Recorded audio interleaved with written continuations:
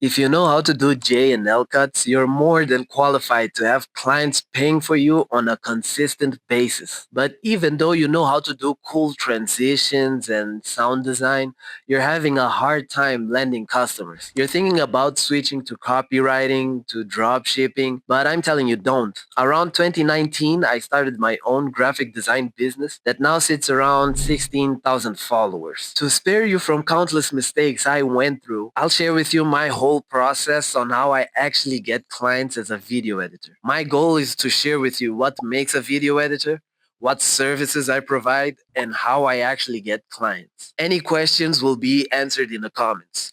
So, what makes a video editor? Not gonna lie, I don't know. I don't know. I don't have no fancy degrees. I didn't go to design school or nothing like that. So I just know that when the service is requested, I'm well aware on what I could do to make the client happy, I guess.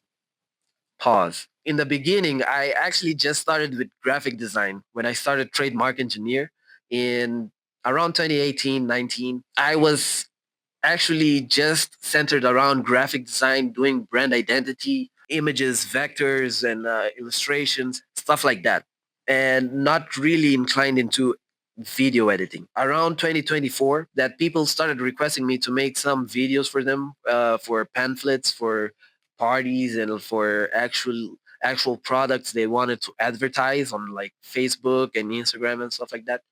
And I started honing my skills, and I was like, bro, I don't usually have to do like just pamphlets on like Adobe Illustrator. I could take it to Canva, break it down, and add cool transitions and stuff like that. And people started liking it. You know, they started considering me that, but I didn't consider myself yet. So when I stepped my game up was when I got into learning CapCut. I literally just like felt like I was learning something and I was gaining a skill. Then I transitioned and started making some ads. Don't know if I can pull any of them up right now, but I have a Google Drive folder where I usually keep my ads and my usual videos that I do there. Along the way, I wanted only one thing. I started failing on my graphic design area with trademark engineer. I wanted to have few clients that were recurring customers, that were recurring customers paying me consistently on a consistent basis. So that's a very important word, like recurring. If you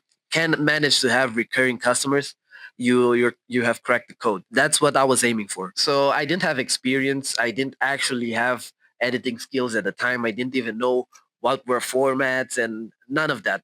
I started from like ground zero. YouTube will basically teach you everything you need to know on a specific subject if you go deep enough. So that's exactly what I did. I started seeing videos. I started learning transitions. I started learning how to work with captions and sound and stuff like that. I'm not the best. I'm still figuring it out. And I actually was digging CapCut. CapCut was doing its job at the time, but then everything was behind like premium features and stuff like that. I really started looking at them as with different eyes. I was looking to use CapCut as a healthy, cheaper alternative, because it could do essential things like remove the background and like put captions and stuff like that. And it was all free. But then now it's paid. It didn't make sense for me. The one that kicked me the most, that has transitioned me from not considering myself a video editor to people actually asking me for the source files to work with them in companies and stuff like that, and they calling me video editor, is transitioning to Premiere Pro. When I started using Premiere Pro, my skills and my overall knowledge on the area and the department like grew tenfold. Like I started paying attention to more stuff, and I started making more work that could be used by more people if they chose to use my source files. I'm not the best at doing templates yet, but they could use it within different PCs and achieve the same thing. That's my whole uh, goal. Paired that with the time that I started cold outreaching. I started cold outreaching with minimal expertise as well. If you see in my videos on the folder I said, it's the first link in the description though. And it started to me like very dry and very me being like a different person or me trying something different while I was cold pitching or while I was outreaching.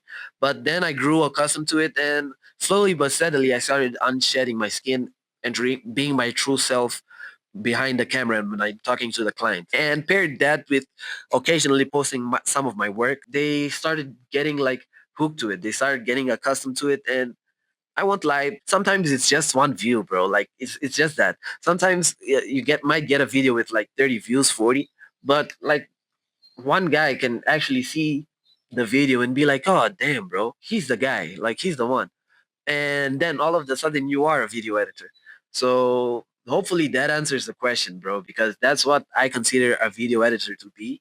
If you can do cuts or if you can do a certain compilation of a video for a customer and he likes it, like yeah, that's the whole job, you know. So what services I provide? I actually am providing currently three particular services that are making me ends meet, but aren't actually as profitable as the fourth option that's bundling up. The first one is making YouTube videos. Making YouTube videos may make you money on the long term because it's a recurring thing if the person is actually online present and actually can produce content in a consistent basis. So they will need your services also in a consistent basis. I also do ad creatives, you working with their money, but you having your actual fee for doing that service, you know, and making short form content as well. That's those three things are basically my bread and butter. What I do to customers, you know, to make a few bucks here and there, like a couple of hundred, 200, 300 bucks. The real money is on the fourth, where you combine this. When you make this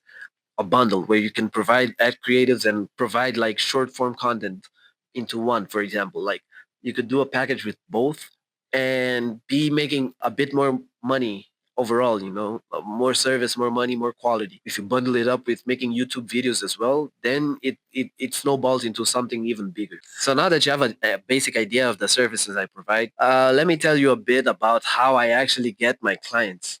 So how I go about getting the clients is, let me see, along the video, let me see if I remember other methods and I'll attach them as bonuses. So the other way that I don't use as often anymore is using like Google Maps, and I will mix this in with Google Dorking. Like I'll put in some commands for Google Dorking because I'll explain to you how I use it and how it will benefit you in the long run. Google Docking for me is like these commands that I find that might help you if you're looking for specific niches or if you're looking for specific information on a specific place, or it makes the search bar more advanced per se.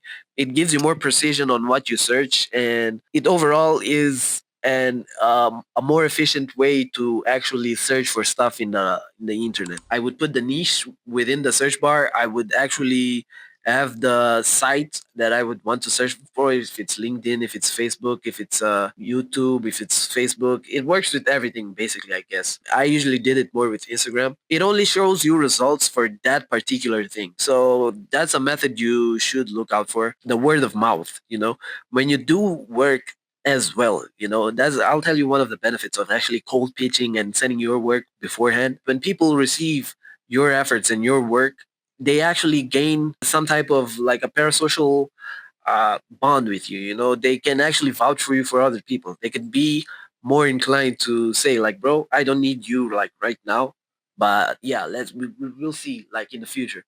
But then time goes around and then you receive a random message. It's one guy that's asking for your services that the other guy talked to him about you. Like, you know, it connects. It connects. So be sure to like always put your best in your work because you never know who's going to see it. And it might not be him you're going to prospect to, but he might spread the word. And that's equally as good. That's organic.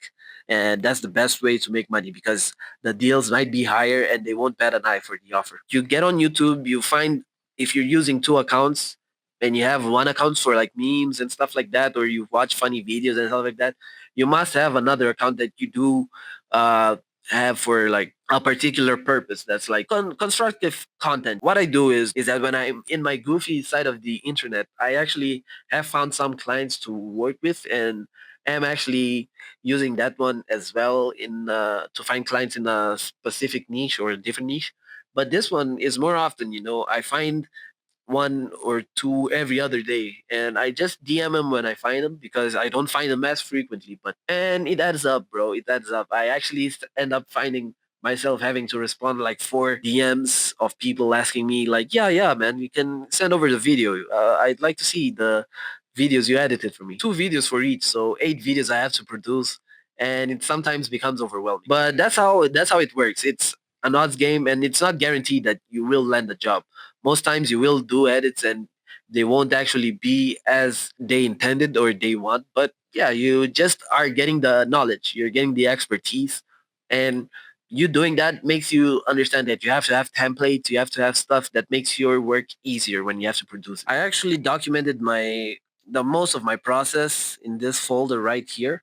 It's on the link in the description, the first link. You'll see that I suck too. I don't say I'm better now, but I suck too, but I got considerably better at what I do with like consistent practice. So check out my next video and you'll know more about cold pitching as well.